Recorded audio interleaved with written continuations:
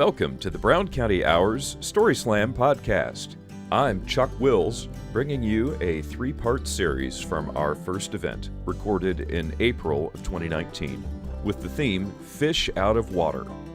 Being our first Story Slam, we didn't know what to expect, and we're thrilled to see most of Brown County showed up for a packed house at the Brown County Inn.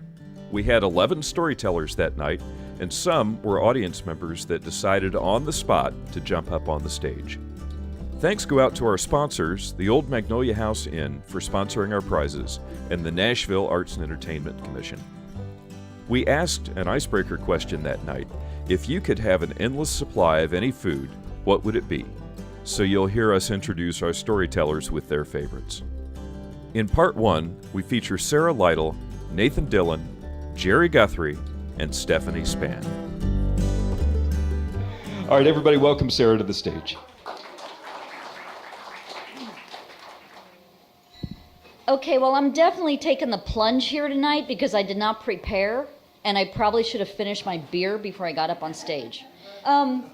My story is called Fish In and Out of Water. Okay? I was always told I could swim like a fish. And that's partly because I'm the youngest of three, and I was as skinny as a twig, and they called me Stick Lady, and I could, float. Whereas my mother floated like a rock. So when we went boating, she would put on a life jacket and tie a rope around her and have it anchored to the boat. And she said, if my life jacket breaks, you can just haul me out of the bottom because I'll be at the end of this rope. So because of her inability to swim and float, she did not instill that on us and made sure we got swimming lessons. So I learned to swim in a public pool, but I was fortunate enough to grow up in a boating culture on the Ohio River. Initially, we didn't have a boat. We finally bought one, and it was the Flipper boat. Anybody remember the Flipper show? And the dolphin? Okay, that's a tri-hull Thunderbird. It was designed in 1969. Theirs was blue, ours was yellow, and it was for fishing only. My dad said, if you want to ski, call your Uncle Ray. He's got a Chris Craft. You want to party? Call your Uncle Joe. He's got a houseboat with surround sound and air conditioning and dual Chrysler engines. Okay? So anyway, we were in the water a lot, all summer long. We were wet. And I don't understand summertime without water. It's very uncomfortable. So somewhere tattooed on me is probably when cranky, add water. Okay? So anyway, I learned to swim, and I learned to swim well. My uncle taught me to not be afraid of the river at night. And they also taught us to swim against the current. So we'd jump off the side of the boat and swim, along the boat, and he'd tell us how fast we were going. But we also swam creeks, little creeks and streams. And there's one called Tanner's Creek that runs behind Perfect North Ski Slope, which was a Black Angus cattle farm when I was growing up. Anyway, there's a Fifth Bridge and a Red Bridge, and bridge jumping was a popular sport that I was so enamored with. Mostly the guys did it, very few of the girls. And you had to wait until we had just the right amount of rain. And then the current of the creek slowed down enough that you wouldn't get caught by the undertow. We made all kinds of stories about the undertow. So anyway, being a scrappy little kid and growing up tomboy, I was always climbing up the bridge wanting to jump, and they wouldn't let me. They're like, you're not ready yet. How could they tell? I didn't know. But I grew up in a culture also where my sister was 7 years older and one was 4 years older, and we all kind of looked after each other, and they coached us along. And so I was often out there with my oldest sister, and my parents weren't around, which was a really fun way to grow up too, because I could do things I didn't really know about until later. So I'd climb up on the bridge, and I would look over the edge, and I would want to jump, and they go, you're not ready yet. You got to practice holding your breath because you got to have lungs deep enough. When you go down, going down is easy, but it's the coming up and breaking the surface and having enough lung. So I practiced jumping off my uncle's houseboat into the river.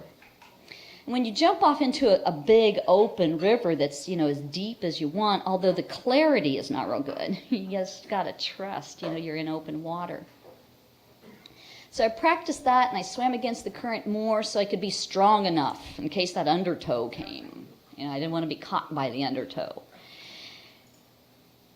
So finally, when I felt, when the guys thought I was really strong enough, and I'm standing at the edge of the bridge, and this is how they did it. Somebody on the diving team would always go down first and check the bottom of the channel, because it's a creek maybe about as wide as, from the window to that bar in the other end of the bar, because there's a bridge across it, okay? Big concrete bridge.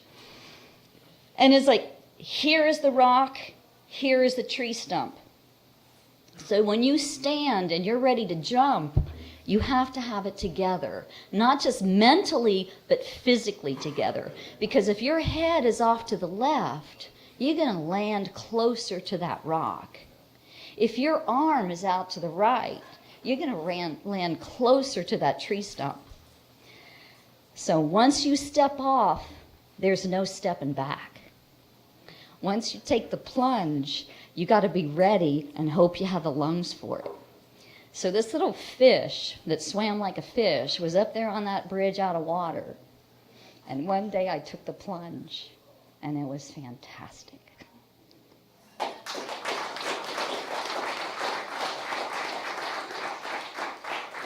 All right, up next is King of the Beats. Oddly enough, he's a musician, Nathan Dillon. Hi, everybody. How's everybody doing? I haven't been up here before without a guitar in my hand. It's kind of weird. It's kind of a protective thing, I think. So, fish out of water. Everybody is a fish out of water the first day of middle school. I know, right? Everybody knows this. It doesn't matter if you've been with the same people for years and years. That first day, bigger school, people you don't know, fish out of water, right? My first day of 6th grade, I grew up in a small town in East Tennessee, and it was the first day that I hadn't been with the same kids from kindergarten. We were all together all the way through.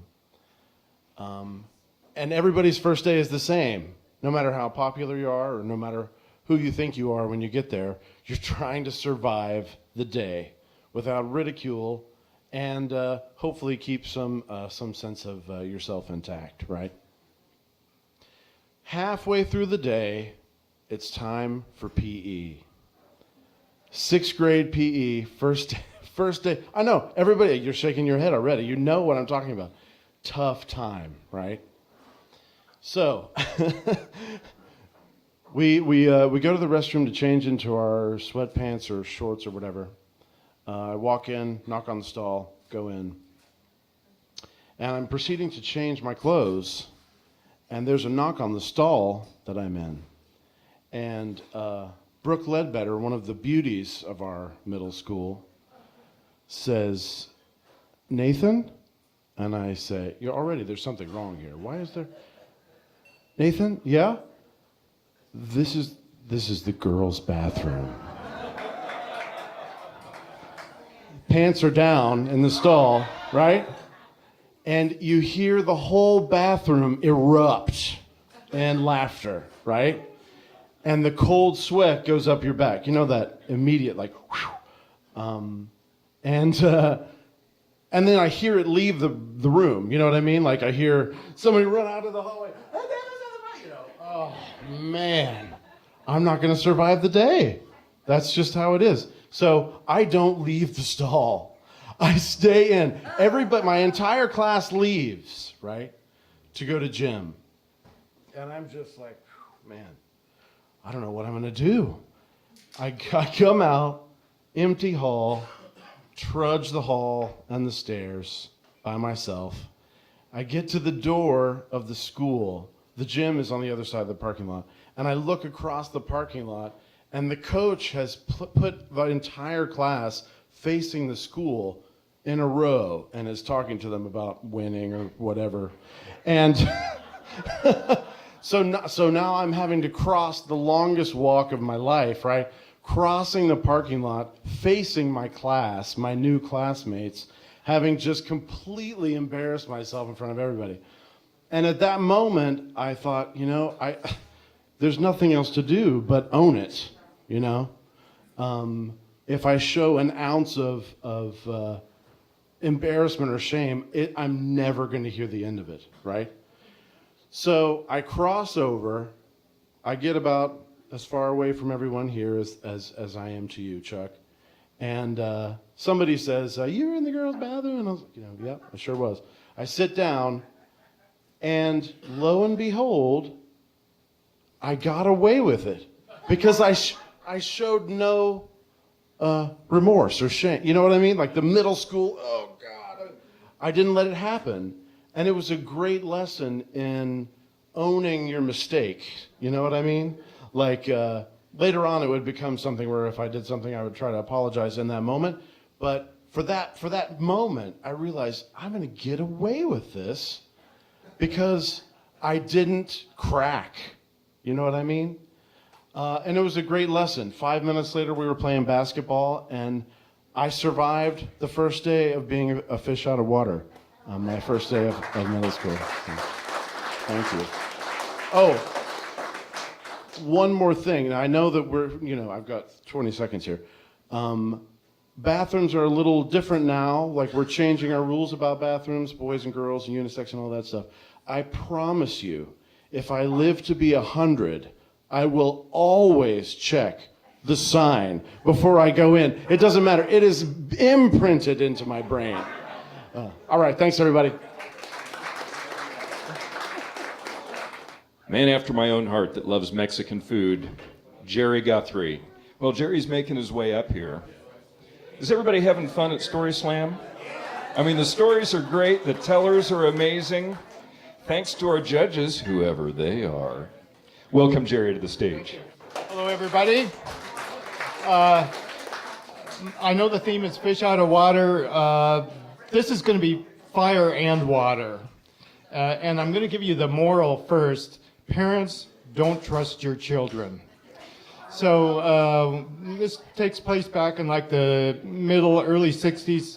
I had two older brothers, and we weren't exactly the most well-behaved kids. And my parents, not knowing that, would leave us alone a lot. And so it was a typical evening, except that my oldest brother, who was probably about 16, had just bought a motorcycle. And he was going to work on this, and it was the winter time, and he asked my dad if he could work on it down in the basement, and which is not such a great idea, but my dad said, well, okay, if you promise not to start the motorcycle in the basement. And so, of course, he would agree to that. My parents left for the evening, leaving myself and my two older brothers alone. We went down in the basement, and we started the motorcycle. And the problem was that there was a hole in the gas line, and as soon as my brother kick-started it, it backfired and started the motorcycle on fire. So the flames were rising to the floor joists of the basement, and it looked like a certain disaster. And my brothers and I never really bonded or got along that well, except for that moment. And just like that, we pulled together. My two older brothers were going to put out the fire, and me being the youngest, I was going to go upstairs and dial the fire department. But this was the day of rotary phones, and so I would dial all but the last number and leave my finger in the phone. And if I heard a word from the basement it's too late, I would pull my finger out, and the fire department would come. And we weren't worried about being killed in the fire, we were worried about our parents. And so pulling the finger out meant certain death by parents. And anyway, I could hear them down there yelling, and they were throwing water on this gasoline fire, which is not what you're supposed to do. But miraculously, they got the fire out. I didn't have to call the fire department. And we were now in trouble because The house smelled like fire and gasoline. And what are we going to do? Again, because our parents were more of a danger to us than anything else. And so we had often watched TV and popped popcorn, and we would let the popcorn burn. And I don't know if you've ever smelled burned popcorn, but it's really bad. So we thought, well, what if we burned a lot of popcorn? So we must have burned 15 batches of popcorn, and we take this smoldering thing around the house, and we would go into closets. You know, we would smoke the closets. We would smoke everywhere. So then so then it's the best we could do. We went to bed, and again, these are the days, and this was the kind of family where we had breakfast together. Can you imagine that? And so breakfast came. My brothers and I, we were all like, no eye contact, you know, looking down and hoping that my parents, you know, would buy this. And there was this really long pause, and my dad said, "You burned the popcorn." And it was like we looked at each other. We couldn't show too much happiness, but we had gotten away with it, believe it or not. And my brother had taken the motorcycle and put some old coats over it and put it in the corner of the basement. My dad found the motorcycle, the burnt carcass of this motorcycle, about 2 months later, but the statutes of limitations on parental murder of their children had passed, and we made it through that.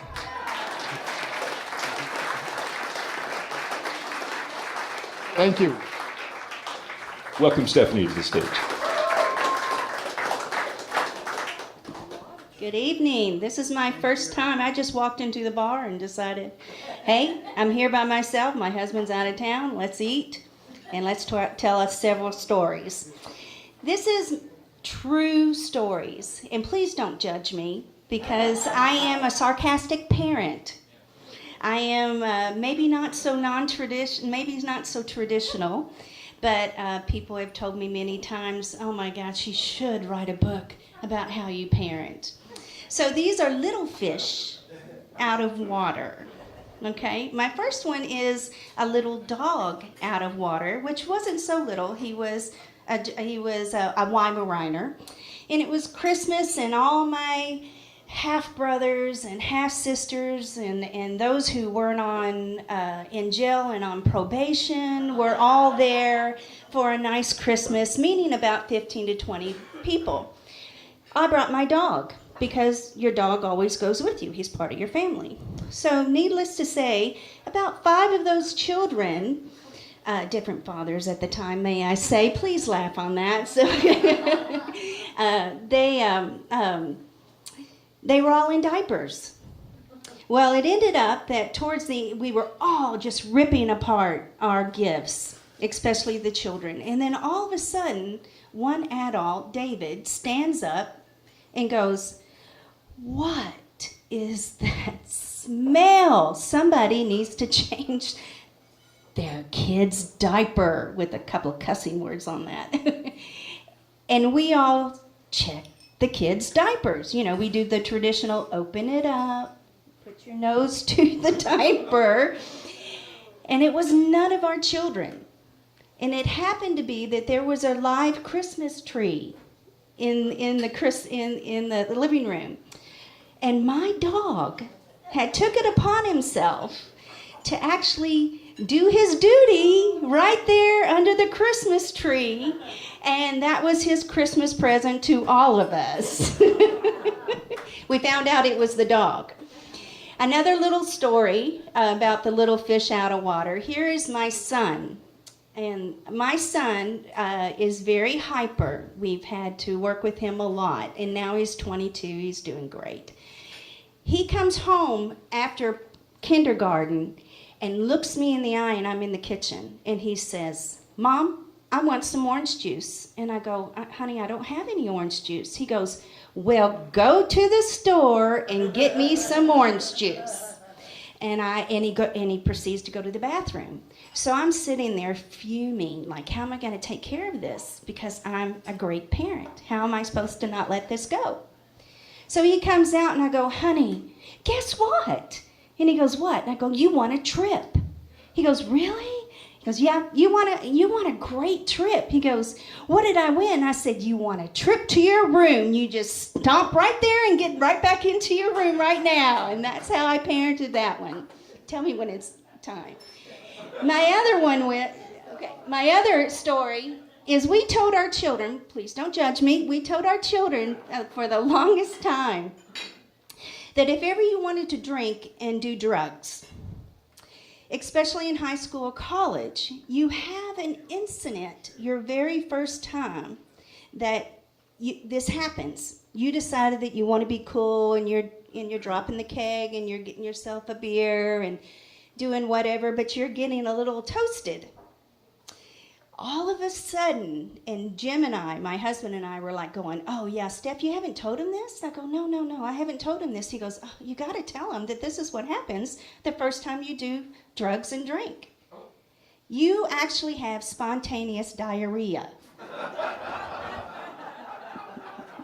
And so when you actually take that drink and enjoy it so much and sit by your girlfriend, just know that you will have spontaneous diarrhea. And the kids were like, no way, there's no way I'm going to do that. And so that was our way, and it worked for the longest time in our family. And the last one is my daughter, who's 4 years old, comes into my room, little fish out of water, comes into my room, and she runs up to me and she pulls up her shirt and she says, Mom, guess what? I have 3 belly buttons. Sorry.